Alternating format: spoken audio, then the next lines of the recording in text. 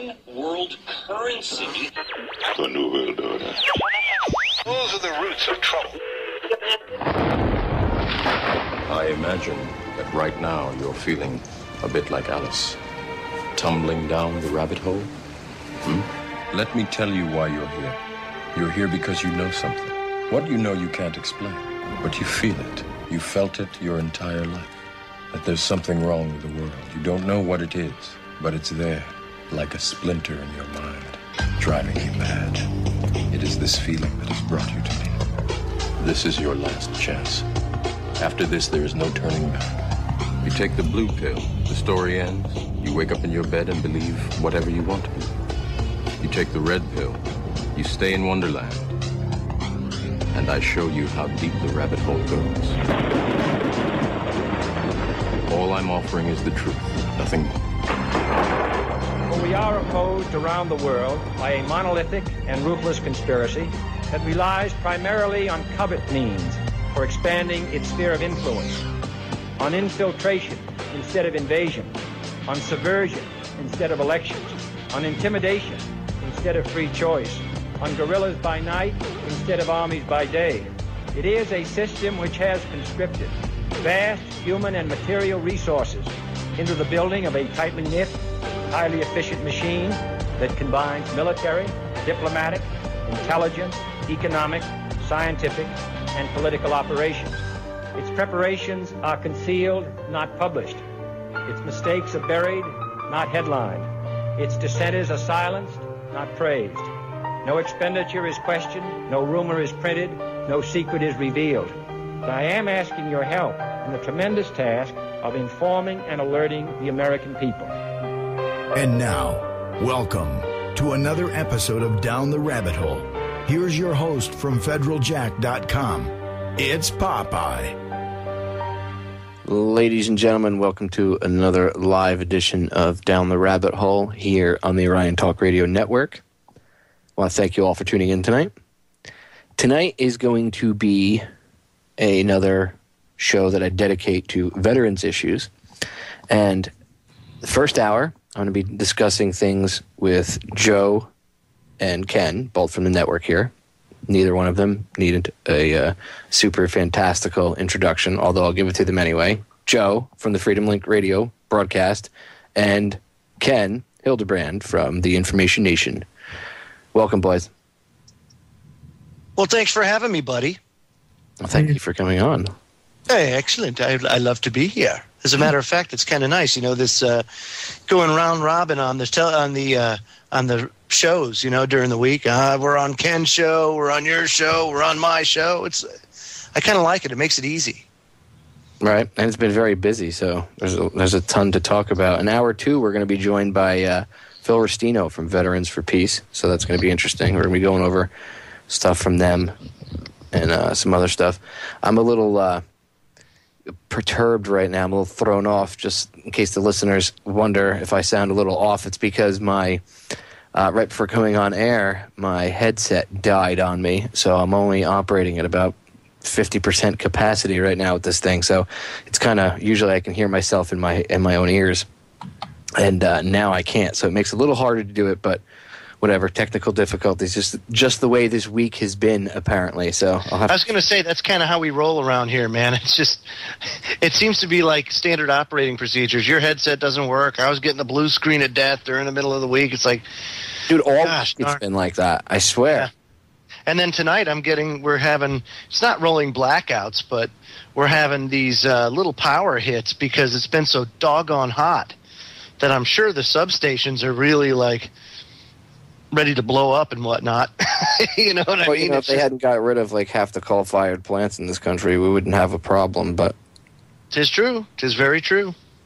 But because of that, I mean, just look at how much cooler the Earth is now since we got rid of them all. Mm-hmm.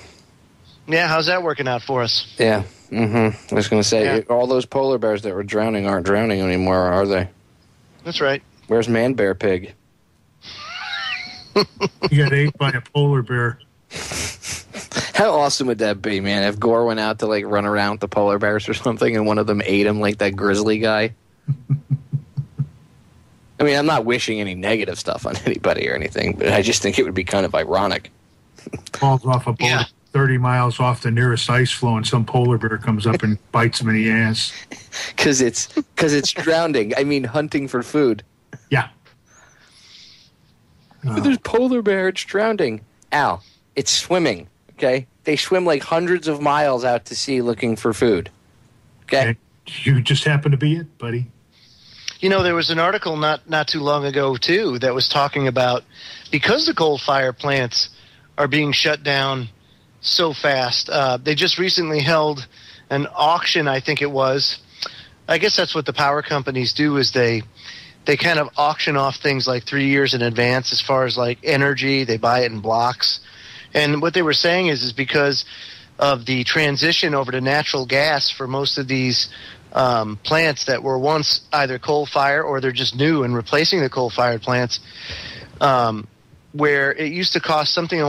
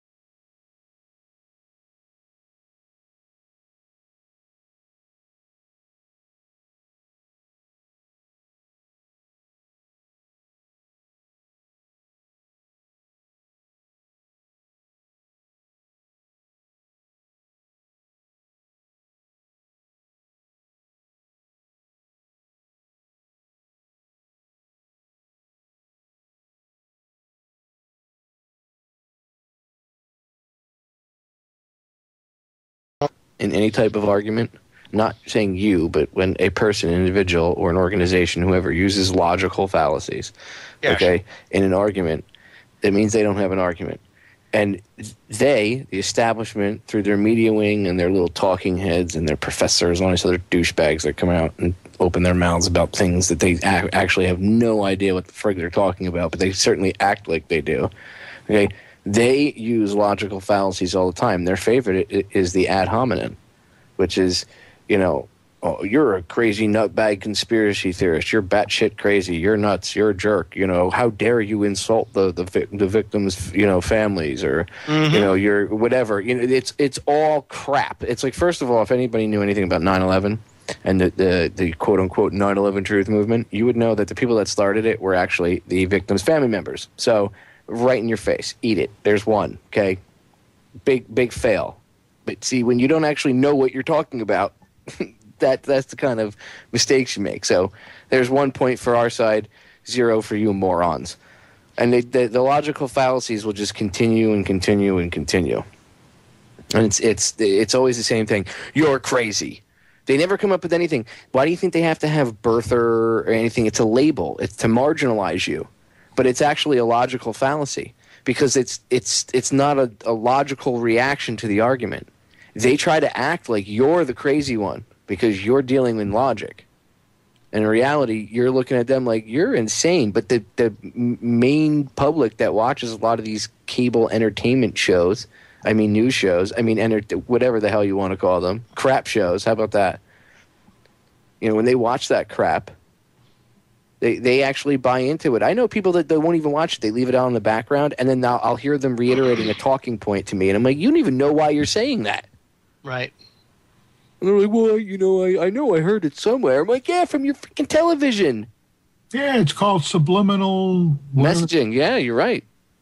And NLP, neuro-linguistic programming, which Sean Hannity is a professional at. They're all a bunch of professionals. Yeah. I'm going to tell you what, I would really like to get into it with Bill O'Reilly. I will tell you one thing, at least I'm safe from going into the military because I fart. Very true, Ken. Very true. So save your ass. Use it. Pass gas. Unbelievable, dude. Just the retardedness that we live in, this backwards, bizarro world that we live in is just insane. And people are okay with the insanity. That's the worst part. Yep. No, you're right. And you know something? This heat also brings up a, when you start talking about prophecy, when you talk about biblical, Hopi, I Ching, Muslim, all that kind of stuff, there's striking similarities between all of these ancient texts. You know what I mean? And one thing that's pretty interesting is that they all speak of these days as being extraordinarily hot. It's just one of those things. Another one of those things that kind of catch your eye, when you dive deep into all the ancient cultures. They all talk about that. The Mayans also talked about that, prior to December 21st, 2012. It's going to be very hot. 118 degrees in Kansas. I just can't get over that. Do you really think that the end of the world is coming? That's Death Valley hot. No, I don't. I don't believe in the end of the world. I believe in a new beginning or an evolution. The next step. That's what I believe in. Death to the scumbag New World Order. Hear. That's what I believe in. And I don't care what it takes. I really don't care what it takes. I truly believe that there is an enlightenment or an awakening that's kind of happening right now. And the plan, well, no, but it is. But it is. You got to remember, up until 6 days before the Declaration of Independence was signed, 6 days before, they didn't have enough people to pass it. 6 days. So there just wasn't enough support for it. 6 days before. So you have to look at it in terms of you're not going to have this little general buildup and then whoosh, As a matter of fact, it kind of all comes on like gangbusters. It's like I say on my broadcast, it's catching lightning in a bottle. There's going to be that one event that just pisses everybody off. The tip of the iceberg, or the straw that breaks the camel's back. All I can say is that when it happens, we'll know.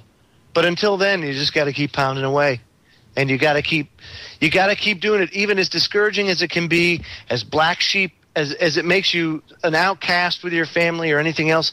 You got to kind of stand fast and stand by the truth, and make sure that, because the more that you keep staying on the straight and narrow, the better your position will be. And not only that, the more that people will see just how credible you really are. You know, dude, I mean, you see it all the time. But you've been preaching this stuff for a long time now, dude, Popeye, and all of a sudden, you know, all of this stuff is coming to fruition. So eventually it's going to turn some heads. People are going to say, hey, man, you know what? He's not that crazy crackpot kook after all. I'm going to continue to call him a crazy kook crackpot. Well, I will, too.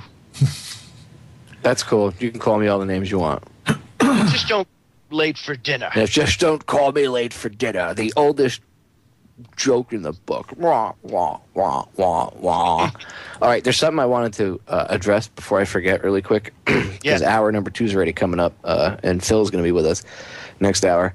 But I was talking to a doctor at the VA about this, and we were just conversing, we were chatting, and I said, you know, one of the biggest problems with veterans' health care and the way things are, and the reason why there's such an issue with the healthcare, you know, of the VA healthcare system itself, and there's this disconnect between the military and the VA, and then when people get out and they never, you know, veterans don't get told that they should go to the VA. Most guys don't even know about the VA, and we were going over all this, and I said, you know what the biggest problem is? I said, all these problems would be fixed if they would actually, instead of treating the symptoms of the problem as the problem itself, actually treat the symptoms. And he said, well, what do you mean? And I said, well, the problem doesn't stem from, they're treating the veterans. They try to treat the problem as the veterans come into them. That's when the VA starts worrying about these problems. What the VA should be doing is worrying about what in the military culture is causing these problems, okay, and then addressing it there, instead of allowing it to get to the point where by the time they come to the VA, it's already, now the damage has been done. You should be addressing this, so you should fix the problem in the military culture. And he goes, you know, I never thought of it like that. I said, well, think about it. You know, these guys come back with PTSD. Let's use PTSD as an example. And I don't mean regular PTSD. As I said on your show last night, there's different types. I'm talking combat-related PTSD, right? Like traumatic brain injury and stuff like that. Okay? Gotcha. You know, a lot of people will say, you know, especially with the PTSD and the suicide rate, well, I don't get why these guys are killing themselves. Well, let's think about it. They're being exposed to this dark side, as I've called it, right? And that's permeating their soul. That you know, the two wolves that are fighting inside of us. It's 50% good and 50% evil, and the one that wins is the one you feed. Okay? Well, we all have a dark side to us. And if we allow it to overtake us and we feed that, then it grows. And when you're in war and you're surrounded by that, you know that a lot of guys, even good guys, end up going down the wrong path and doing, you know, bad things sometimes. It's one of the dangers of war, and that's why war should always be a last resort. And they're not treating this culture of taking away the soldier or the Marine, the airman, the guardsman, the sailor, whatever, that taking away their humanity and teaching them that it's, you know, the enemy, the quote-unquote enemy, is they're less than us. They're Hajis, you know, or in Vietnam, they were Gooks, you know, or in World War II, they were Japs or Krauts, you know, and whatever the hell they were before that. There's always some little nickname or moniker given to quote-unquote the enemy, and then they even do it within their own ranks. Marine infantry, you know, they have a nickname for everybody else that's not infantry. They call them pogues, people other than grunts. You know, so you have this culture where if you teach this, you're teaching these guys this separation, this class separation. These people are less important. Females are less important. They're second grade citizens, things like that. When they get out into the VA, it's already too late. You've created the issue. Why not address the original issue to begin with? That's one of the biggest problems. They don't address the problem. They address the symptom of the problem as the problem itself.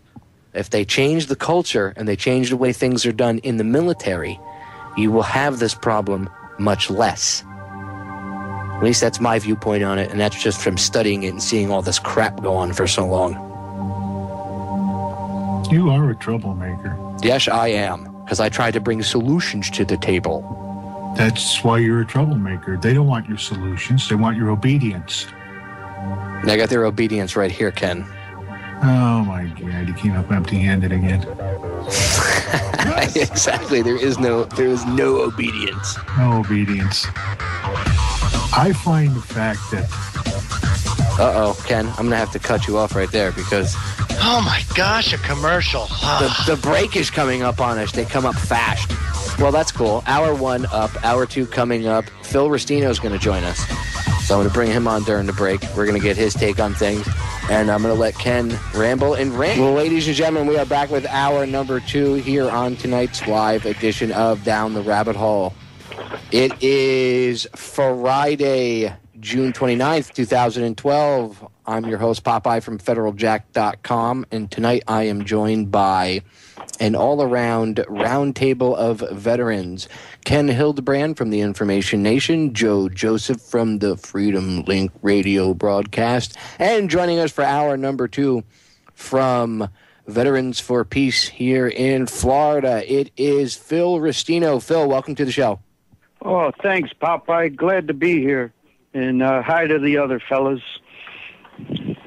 So tomorrow, I want to advertise your special event you guys going on tomorrow, and then we can get into a few other things because I know we're going to forget and get sidetracked. So let's advertise what you guys got going on tomorrow. You got Richard Gage coming down?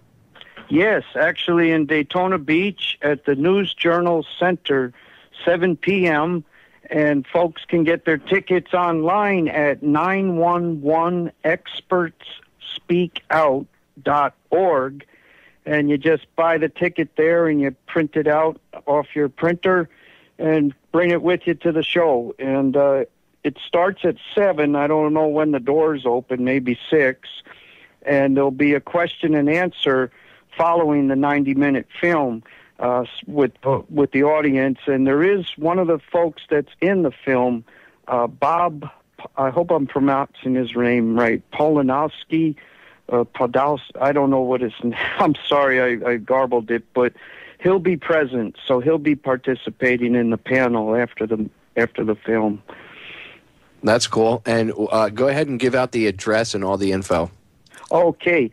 Again, online is quick, 911expertspeakout.org, and that'll get you all the information. But if you're taking this down with pen and paper, it's at 221 North Beach Street in Daytona Beach, and down by the river there at the News Journal Center.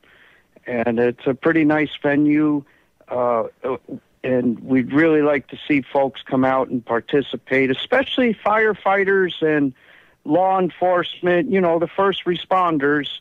We want to see them out there because we're also doing a 2-day event in Daytona Beach during the days, 11 to 5, Saturday and Sunday, where we're raising money for the Feel Good Foundation, which benefits the sick and dying 9/11 first responders up there in New York City. I think there's over 1,100 now, Popeye, who've dropped dead from illnesses related. Yeah, we lost more due to the sicknesses from 9/11 than we did on 9/11 itself, but they won't talk about that. Isn't that something? Yeah, so we'll be out there in front of Steak and Shake at the corner of Nova Road and International Speedway Boulevard from 11 a.m. to 5 p.m. both days, handing out DVDs. We're going to have the buckets to throw money in. Hopefully we'll get a lot of people to do that, and handing out flyers dealing with 9/11 truth, which is the big lie for these wars, the 9/11 wars. So there shouldn't be two movements. You know, I believe if you're if you're against the war, you focus on the weakness in the reason for the war. So why are there two movements? I agree. And actually, I want to ask you about that. This is something we talked about off air, and I said I was going to ask you about this on air. Yes. What's up with the anti-war movement since Obama got in? I mean, you're involved with the anti-war movement, so right from the mouth, what the hell's going on with the anti-war movement, Phil? Well, like so many movements, you know, there's a thing called manufactured dissent. Professor Michelle Chossudovsky of globalresearch.ca writes about that. And basically all these groups are controlled from the top, political parties, everything, you know, and you let people blow off some steam, think they're doing something, but never let them get to actual affecting change.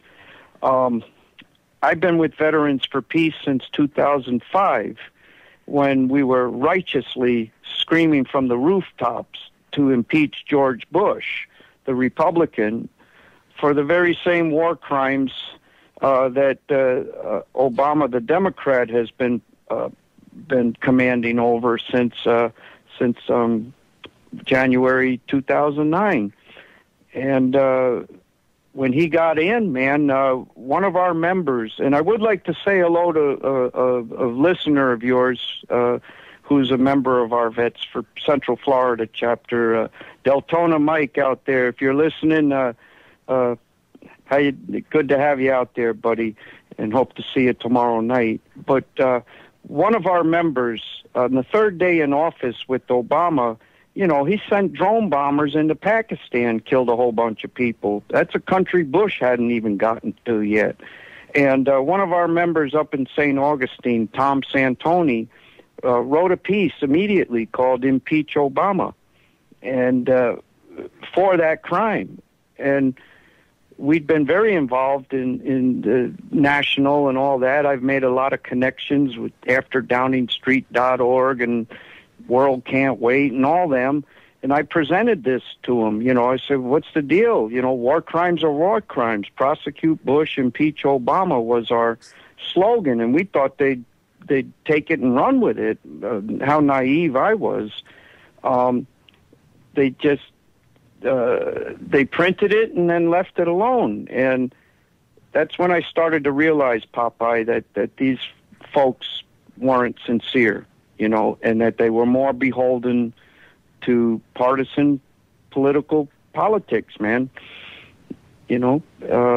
I agree. Well, I knew. I mean, I knew that it was going to happen. Look what Code Pink, perfect example. Mm-hmm. And I had seen them at 9/11 Truth protests and stuff before, so I knew that some of the members. I'm not bashing everybody, but right. I knew some of the members, and I knew that some of them were a little, don't know if I could really trust them. And then as soon as Obama got in, boom, Code Pink goes to Afghanistan. Oh, yeah, we love Obama. This war's okay because they're giving women rights over here. Oh, so you're going to play that angle. Well, you know, Popeye, I would like to say something about that, because that's not a totally accurate picture of what happened there. There were some things taken out of context, and we went through that here in Daytona Beach with our Code Pink women and some of our 9/11 Truth folks, you know, the We Are Change guys. And you know, I ended up doing a lot of research on that, and it was blown out of context. And it was successful in making Code Pink, you know, and this is part of the manufactured dissent in this media, you know, of marginalizing anyone that might be a threat to the status quo, to the powers that be. And that was, Code Pink was doing one hell of a job at confronting these criminals in Washington, D.C. And, you know, they did a lot of the same techniques that We Are Change has been so good at, as far as confrontations, you know, but that was played up. And I will say this, though, on the other side, Code Pink to this very day has yet to call for Obama's impeachment as they were for Bush's impeachment. And I wrote a piece recently about Medea Benjamin on a book tour now about drone bombers. She's on a book tour, just like David Swanson of AfterDowningStreet.org on his book tours. I don't know how many books he's written now, as far as being an anti-war activist. And, you're starting to see these people. And really, the change is right with us, though, when it comes down to it. It's what we do locally. And I'm very proud of our Veterans for Peace chapter, because they sent me up to the convention in 2009 in Maryland with the impeachment resolution to impeach Obama. And I thought they were going to run me out of there on a rail, man, but we didn't give up. And we had a number of our members. We had good, strong activists, anti-war activists, that said, to hell with Veterans for Peace. They're hypocrites. They're an arm of the Democratic Party, the blatant double standards, and I don't blame them for leaving. But because I was the chapter coordinator, I had to stick with it. And I find that to be my mission, really, is to stick with Veterans for Peace and try to change it from within. And I'm happy to say that 2010 it didn't pass, but last summer we passed it. We passed it at the national level. Impeach Obama for the same war crimes were called for Bush. And you haven't heard about it, have you? Nobody's heard about it. Nowhere. Not in the mainstream media. But you haven't heard about it from any of the left, progressive, not even anti-war blogs. Media, really. Nothing. I haven't even seen the alternative media, Phil, get into Exactly. This is my point about manufactured dissent. Here, the Veterans for Peace, one of the strongest groups that were calling for impeachment of Bush for war crimes, holding the Constitution up in the air, waving it around. We took an oath. All this stuff, right? The board of directors unanimously approved the resolution in July of 2011. It was voted on and passed at the National Convention in August of 2011. And to this very day, 10 months later, I've been asking for 10 months to have the brochure and the letter to Congress updated, and they still have not sent the letter to Congress. They've totally ignored us, and they're just waiting for us to get tired and go away. And now there's a resolution by one of the chapters for the 2012 convention to rescind last year's convention. Last year's resolution that passed on impeachment. And here's the thing, Popeye. The statement of purpose, we're there to stop the GD wars, man. You know what I mean?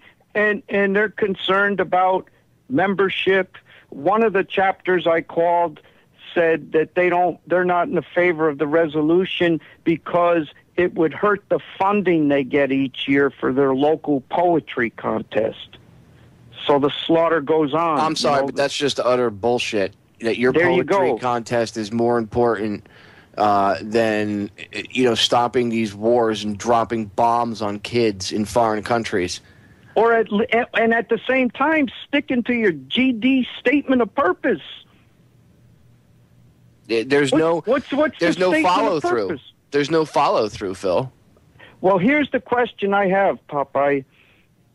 And I want these left only need apply anti-war people, I want them to answer this. What would happen if they took 14 seconds and maybe one or two breaths of air the next time they're in front of a microphone being interviewed or at one of these rallies on the stage and just said the words, we need to call for impeaching Obama for the same war crimes that we called for impeaching Bush. If one of these people, the David Swansons, the Medea Benjamins, the what's her name for Veterans for Peace, Leah Bolger, Ray McGovern even, all these people, Ann Wright, Colonel Ann Wright, people that you've had on your show or Bob Tuskin's had on his show, all these people. Chris Hedges, the wonderful Chris Hedges, God bless him. But has he said publicly, how many times is he in front of a microphone? Or on a YouTube or on Russia Today. No, you never see these people. That you're exactly 110% accurate. You're right on point, Phil. You never see these people. And I'm not bashing anybody. I mean, no. I whatever. But to each their own. But is everybody out on a book tour when they should be? If you're going to use the book tour, then use it to give out factual information and try to call attention to yourself, especially in this climate now, the election year. Try to call attention to the wars, the endless war, and the fact that the drum beats keep getting, boom, boom, boom, boom, boom, boom. Now we got to go into more friggin' countries. Now it's Syria. Now it's Iran. Then it's going to be Russia, and then it's going to be North Korea, and then there'll be nobody left, and then they'll just start turning on us. Oh wait, they already are. No kidding. And you mentioned the election year, and that's what I believe is a big part of it. And we've been so conditioned to believe in this phony two-party system where the other side are the bad guys, and God forbid we can't let them get in, or it'll really go to hell. Like it's not going to hell already, and that is the big fear, is that if we apply the same standard to our Democrat, we risk having a Republican get in, I mean, man, what is this? It's 11, 12 years of this slaughter right now, and as you were just saying, it's only expanding, man. And to me, the hypocrisy is, you need a chainsaw to cut through it. It's so thick. And so I believe we're just going to keep talking about this impeachment. There's a fella that I was telling you about earlier off air. His name is Larry Pinkney, Pinkney, and he's a veteran of the Black Panther Party back in the 60s, 10-year political prisoner, and he's out on the other side. And I found out about him when we were pushing the impeachment resolution last year. He wrote a column in the Black Commentator. He's a columnist there called "It's Time to Impeach Obama." And I started to read it, and the reasons he gave were for the same reasons we called for impeaching Bush, not because of a birth certificate or because of he was, health care or all. And those are all valid reasons as well. But they're partisan reasons, Here was a guy who was applying the same standard, and when I spoke with him, the left only need apply anti-war movement, and the white guilt liberals. And I'm not a liberal or a conservative or a Democrat or a Republican. I'm just Phil. I've reclaimed my own identity. But he said racism is when you apply different standards based on race. And he said that the left only need apply anti-war movement are the ones who are actually practicing racism here by not applying the same standard to Obama. And he said, as a black man, he couldn't be more offended because how dare they not let this man think and decide for himself as a black man whether or not Obama should be held to the same standard. And I found that to be very interesting.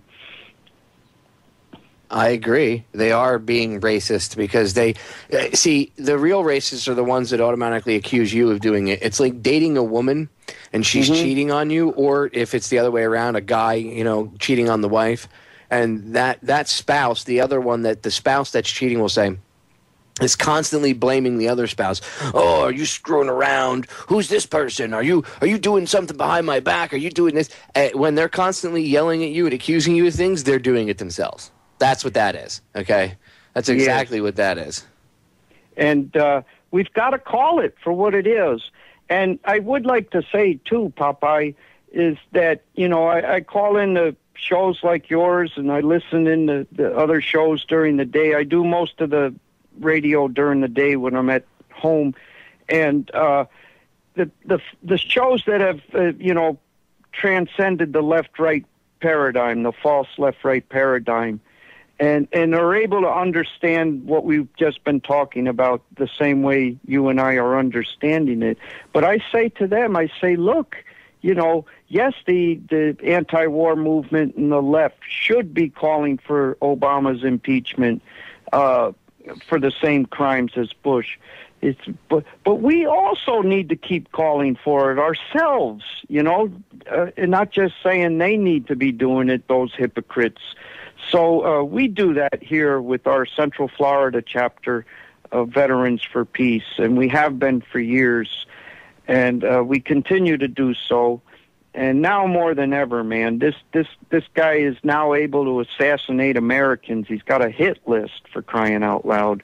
What do you think of this whole Eric Holder thing? You know what I think? Did you hear what happened today? Apparently the Justice Department said, well, we're not going to prosecute him. Yes. Big surprise. Surprise, exactly. It'll be the same as Iran-Contra. It's a lot of good theater for the sheeple, watching Issa or whatever his name is being all outraged and everything, Congressman Issa, and and then you see Pelosi and the black Democrats, locked elbows walking out of the Congress. I mean, I'm so tired of all that, and I hope others are getting tired of it too. And nothing's going to happen to this guy. It's all theater. And I'm sorry to say that's the reality of it. So I really believe in local action, and man, I've been watching you for years, the Federal Jack stuff that years ago you used to do in South Florida, and I'm sure you still do, but you've really grown your operation to this radio program, the website. You've done some great work over the years, man, and we've been following you. Well, thanks, Phil. I mean, you guys do a hell of a job yourself. You guys are always out there doing street actions. I used to have more time to do street actions. Now I don't have time, but that is how we ground our teeth. That's exactly how I started out, was going out there and passing out DVDs and conversating with people, which actually I think is one of the most effective ways of doing this and communicating this information. It is. I mean, because it does come down to what can we do? Well, we can talk to our neighbors. We can take an hour out during the week and hit the corner during drive home. I agree. Every little bit helps. Phil, I'm going to have you hang on right there because we're coming up to a break. Ladies and gentlemen, stay tuned. More with Phil Restino from Veterans for Peace, and I promise on the other side, you'll actually hear from Joe and Ken this time. Sorry for rambling, guys. Ladies and gentlemen, we are back. It is Friday, June 29th, 2012. I'm hanging out with Joe Joseph, Ken Hildebrand, and Phil Restino from Veterans for Peace. And Phil, I got to ask you, and I've been letting you, by the way, don't feel bad for me giving you the floor. Joe and Ken have been just sitting, listening to you.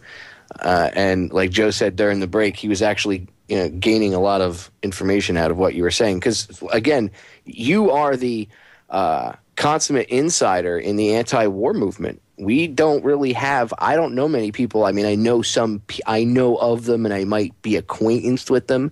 But I don't know anybody as well as I know you that's involved as much as you are, you know what I mean, and know – what's really going on. So many people have no idea. I mean, most people don't even think there still is an anti-war movement. They think it died back in 2008.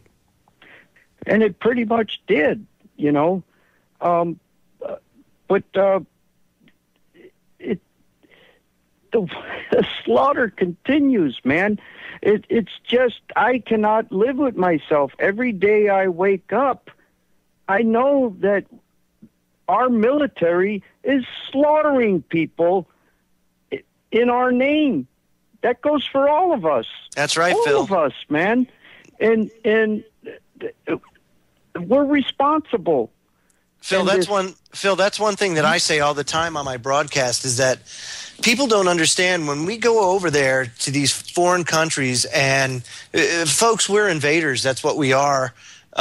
Regardless of whether you sit back, watch your NFL, drink your Budweiser, and ignore the fact that we're doing that, it's done in your name, and your silence is consent. So that's really the bottom line. If you're silent about it, then you consent to it. So you have to be vocal, and you have to speak out about this stuff. Go ahead, Phil. I'm sorry to interrupt you. Yeah, absolutely. And we were talking during the break, Popeye, about the technology, that we have the alternative media. We can fight back.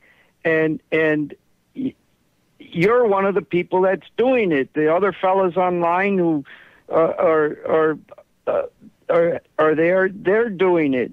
I'm doing it. The people that show up every week, we're getting out there and acting responsibly.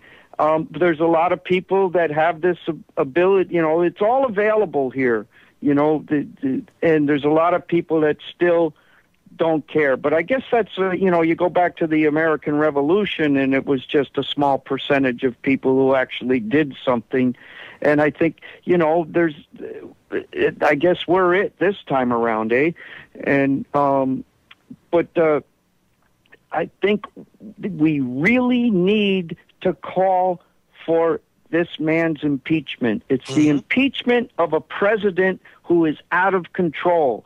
And you really, it doesn't matter what party, what color, this president is out of control.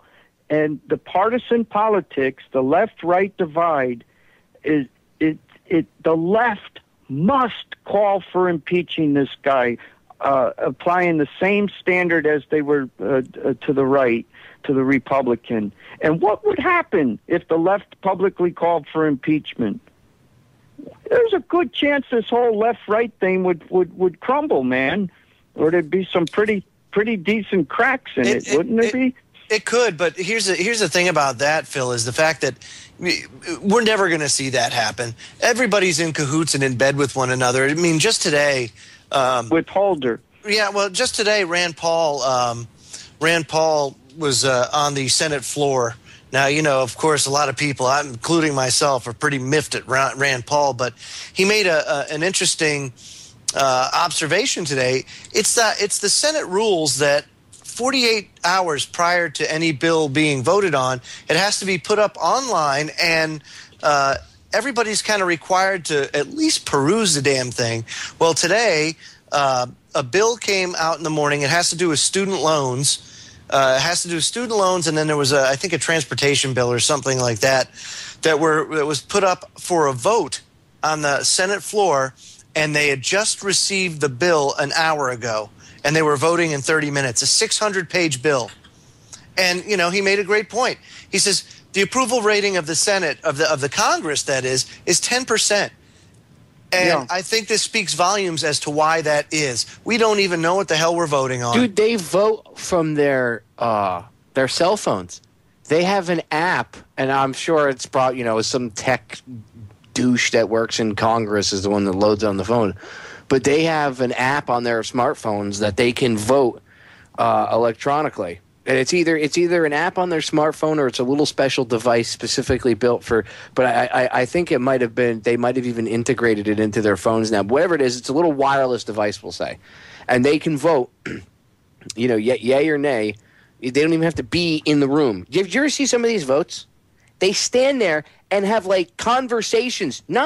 I'm not talking about, Mr. President, may I, have the floor? Yes, you have the floor. I'm here today in support, or I'm here today to piss on this bill, or No, I'm not talking about that. I'm talking about they're all standing around mingling, like they're at a social get-together, okay? Like a bunch of old washwomen, and they sit there and they just vote on stuff, from remotely from their pockets. It's disgusting.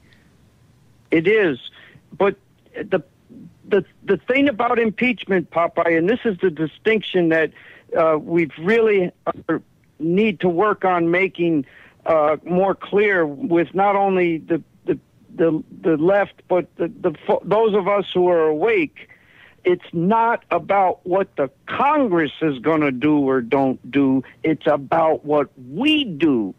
It begins with us. And this has been the problem. People are not doing what they're supposed to be doing because they're looking at, well, them won't do what, the Congress won't do it. It's about the people making the call. And this programming of sorts, where, what the hell, why call for it? They're not going to do it anyway. Well, what's the result of that? There's no call for it, you see? So we must call for it. If not for anything else, for being for doing what we're supposed to be doing. We've got a insane presidency that keeps getting more insane with each Democrat or Republican who succeeds the last. And the reason why they've been able to get worse and worse and worse is because of the partisanship. The left will not call for the Democrat to be impeached. The right will not call for the Republican to be impeached. We have to, as a people, call it for what it is, the crime. We've got to call for impeachment of the crime. And so if the left were to do that, or all of us, we all should be calling for it, but if the left came out and said, okay, that's it, this has gone too far, this guy needs to be impeached, regardless of what party he is, then the issue is no longer who's doing it, but it's actually the crime itself that's impeachable. And we've got to get back at that. So there is one article I would like to recommend to folks that was out on Information Clearinghouse about a year ago. It's called Impeach Now or Forever Hold Up Peace. And it's an article that I wrote, and it got around pretty good on the internet. And it makes a pretty good case for this. And another article, I mentioned Larry Pinckney of the Black Commentator, July 21, 2011, Is It Time to Impeach Obama? Is the article. And, the title is in question form, but the body of it just is yes all the way, and he makes the case. So I encourage folks to look at those two articles and start talking about it. Talk about it in the checkout line, the chat rooms, the grocery store. Just start talking about, hey, it's time to impeach this guy. He's gone too far. Ken, what do you say? It isn't going to happen. It's like Ken, it's like you didn't hear anything I just said, man. It ain't about it happening. It's about the people. Word you just said. Now, I'm going to tell you why it's not going to happen. It's because the American people right now are scared of two things: losing their comfort zone, and they are scared of being called a racist. Personally, I don't care. This son of a bitch should have been thrown out 2 years ago. Not with the crap that's going on now, when he shoved that Obamacare up our ass. That's when he should have been impeached. But my point is, it's the idea of it not going to happen is not what I'm talking about. I'm talking about we, the people, making the call. Oh no, he agrees. I think he was just making the point that look at Obama. Look at Holder. Case in point. I said the other day, somebody had asked me. I was having this conversation. It wasn't on air. Although I do think we addressed this at some point. But somebody had asked me in an off-air conversation if I thought that they were going to actually hold Holder accountable, and I said, well, they might have their little vote, but the Justice Department's not going to go after him. And they said, well, why not? Don't we have any good agents? And I said, dude, he's the head guy. That's like asking the FBI to go ahead and arrest, an FBI agent to go arrest the head of the FBI. Good luck with that. It's not going to happen. You need some out. So I honestly wonder what we would. What you mean? Yeah, the people could go do it themselves, and he should have been the people should have demanded him to be removed. Okay, but that's the thing, because they get away with it, and there's no accountability. What happens is the people say, what can I do? And they don't call for it. And you see what I mean? We have to somehow flip that.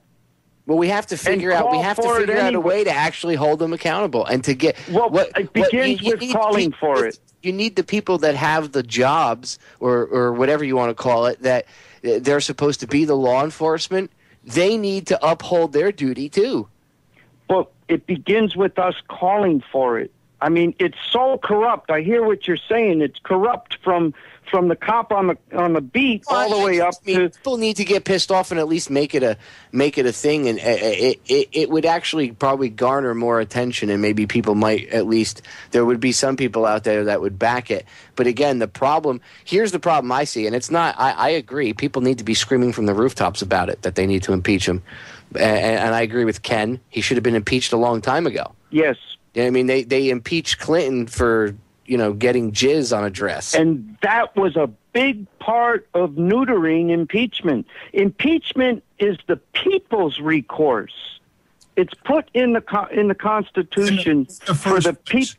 The way they played that game with Clinton was they turned around and they made it about sex. And the mainstream media, whatever the heck you want to call them, the Ministry of Truth turned that into, it's all about sex. No, let me tell you what it was about. The same thing that Zimmerman's going on down in Florida. He lied to a grand jury. That was perjury. It had nothing to do with the sex that he had in the Oval Office. This whole damn system that we have right now, we have the best government in the world, but the people that are running it are totally corrupt. And until we get rid of all of them, we can scream and holler all we want. People need to get off their ass and go to the voting booth and start kicking them out, and that'll start waking them up. We got to do all of them, Ken. I think we have to do everything. Vote, kick them out, get out on the corner, scream and yell, talk to your neighbors, everything. We've got to do all of that, I believe, and keep doing it. It begins with us. We have to at least do our part. I believe, and it builds off of that. And what happened with Clinton? That whole thing, it solidified. It totally took the teeth out of the people's remedy of impeachment by making it totally a partisan thing, totally political, and that's why it's so crucial that we call the anti-war people, or all Americans, but people that are against these wars, publicly apply the same standard of impeachment, public call for impeachment on this Democrat, because that is the only way we're going to take it back, get rid of the partisanship of it, and make it again a tool for the people to use as it was intended to be. And you got to get people away from their television sets. You've got to get away from the Ministry of Truth newspapers. You've got to get them starting to listen to alternative radio. You've got to get them to start waking the hell up. You've got to get them to see what's being done to them. The people in this country, they're dumb. They are dumb as a box of rocks. For crying out loud, a guy's got a $250,000 home that's now worth $125,000, and that hasn't woken him up. What the hell will? When unemployment went to 10%, which in reality was more like 22 to 23%, who the hell woke up about that? Now you got a guy that jammed health care down our throats, and nobody woke up about that. They turned around and they protested at Washington, and Nancy Pelosi walked through that crowd like Queen Bitch and turned around and said, the hell with you, you're going to get it whether you like it or not. Obama stands up there and says, this was a bipartisan vote when not one damn Republican voted for the thing. It's been a load of crap. The people are getting fed it, and very plainly, they're not going to do a damn thing about it until they start coming to their house, dragging their kids and their wives off, and putting them in some kind of FEMA camp. Until they've got here what they had in Nazi Germany, these people aren't going to do a damn thing, and very plainly, they're not going to do a damn thing then. Why? Because they're a bunch of chicken shits. I hear you talking, Ken. And that's why we have to do all we can. And I believe a lot of it's like that, you have a dance, right? And the band starts playing and everyone's along the walls, and who's going to be the first couple out on the dance floor? Eventually somebody gets out there, and that makes it easier for the next ones to get out, and before you know it, everybody's dancing. But we're like the first couple that goes out on the dance floor, and we got to stay out there dancing, man. I'm really not arguing that. I'm not arguing anything you said. You're absolutely right. But the problem does not lie with the government that we have. We have an excellent form of government. We have a bunch of lazy-ass people, and as hard as you try, the original Revolutionary War against the king, you only had about 20 to 30% of the people. The rest of them were all standing around with their thumb up their ass, waiting for a TV so they could watch NFL. Yeah. Well, you know, we got to do this. Well, it's our responsibility. Way, man. We're it. See, this is where I stand. It's our responsibility to at least try to wake up the idiots, because we, at one point or another, we were all idiots too. And Ken, I get your frustration because, man, when you talk to people sometimes, or even just see people, you know, it gets frustrating because you see these people just saying these stupidest things, or, you know, coming up with the dumbest responses. And usually their responses to things, when you try to tell them things or educate them, is something that they've been programmed. They don't even realize, you know. Charlotte Iserby and I were talking about this during my interview today. She got really pissed. She used to get angry, she said, when she would, you know, do radio interviews and stuff, and she would get mad, but nobody was paying attention or understood this. And she said that one day she just realized, and maybe it was a message from God or whatever, that she had to, you know, it's not their fault that they're this way. And I think the best way to overcome this stupidity, or as Mark Passio has aptly called it, the retardation, because retardation means slowing down. So the slowing down of everybody's thought processes as a whole, I think the best way is for us to try to understand that we were not only there at one point, but at a grassroots level, if we figure out a way around that, which we are, with doing shows like this, just having you guys on here and letting, you know, Ken vent, letting you talk, you know, me interjecting, we're changing history. We're changing the entire paradigm up. We're changing everything, the whole thing. This is, you know what I mean? This is something they don't want. They don't want informed discussion, and they certainly don't want a bunch of veterans sitting around discussing real issues on the radio in front of everybody, not only in the country but all over the world. That's the last thing they want. They don't want people to hear that veterans are humans too, and that they have, you know, some of us are pretty intelligent. You know what I mean?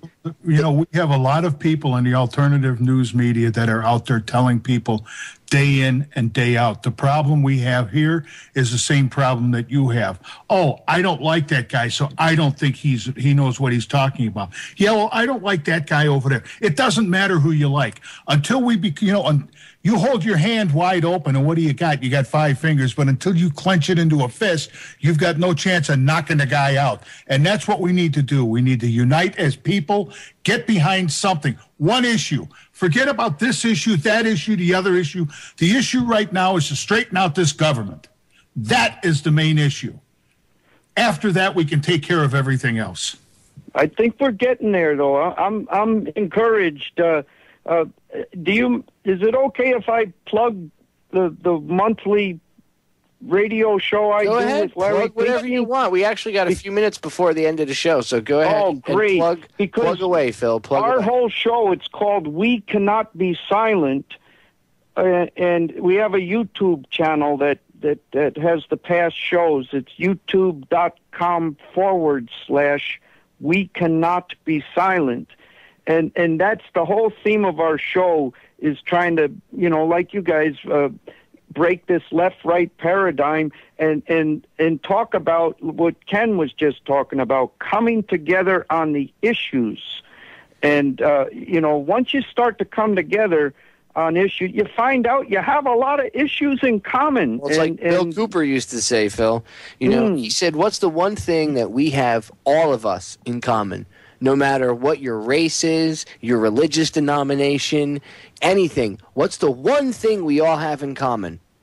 Freedom. Because without freedom, you can't wear what you want to wear. You can't sing what you want to sing. You can't pray to whatever God that you want to pray to. Without freedom, you can't do anything that you want. It doesn't matter if I like basketball and Phil likes football and, you know, Ken likes soccer, and the three of us could hate each other's sport, and we only like our own sport. But we can all come to the conclusion that, and all agree that if our freedom was taken away, I wouldn't have the freedom to watch what I wanted to watch, whatever sport it was, which I don't watch sport. I'm just using this as an example. And Sure. you guys wouldn't have that freedom to do whatever you wanted to do. Without freedom, we wouldn't be able to do anything. It is the common thread. All right, guys, we are out of time. Phil, thanks for coming on and hanging out. I appreciate it. Thank you so much, Popeye. And Ken, thank you. Thank you so much, brother. Hey, Phil, it was great hearing from you. It really was, man. We got to get together on this. We'll keep at it, man. Looking forward to the next time.